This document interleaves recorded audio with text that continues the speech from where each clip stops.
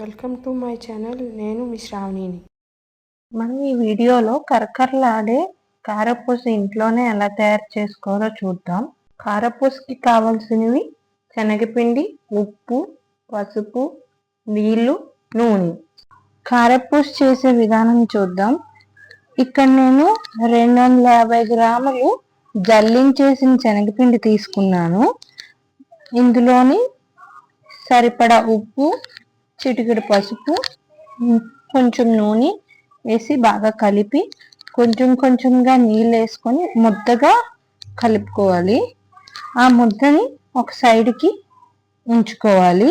జంతికల గొట్టం ఉంటుంది కదా, అందులోని చిన్న కన్నాలకి ఉన్న ప్లేట్ పెట్టుకొని ఆ జంతికల గొట్టం చుట్టూ నూనె రాసుకొని అందులోని మనం ఏదైతే శనగపిండి ముద్ద ఉంచుకున్నామో ఆ శనగపిండి ముద్ద అందులో వేయాలి. వేసి ఉంచుకోవాలి. స్టవ్ పై పెనం పెట్టుకొని అందులో నూనె వేసుకొని బాగా వేడెక్కనియాలి. వేడెక్కిన తర్వాత మనమేమో జంతికలకి ఎలాగైతే తిప్పుతామో అలాగా ఆ వేడి నూనెలోని కారపూస అనేది తిప్పుతూ ఉండాలి. మరీ చిన్నది కాకుండా మరీ పెద్దది కాకుండా తిప్పాలి. ఆ తిప్పిన తర్వాత ఒక్క 2 నిమిషాలు ఉన్నాక అట్నుంచి ఇటు తిప్పేయాలి.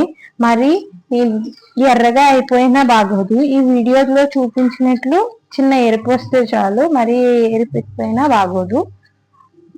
అలాగే మనం ఏదైతే పిండి ఉంచుకున్నామో ఆ పిండి అంతా అయ్యే వరకు ఈ ప్రాసెస్ ని రిపీట్ చేస్తూ ఉండాలి. అలా చేసుకుంటే కరకరలాడే కారపూస రెడీ అయిపోతుంది. ఇది మామూలుగా కూడా తినచ్చు, లేదు అంటే మిక్సర్ లో కూడా కలుపుకోవడానికి బాగుంటుంది.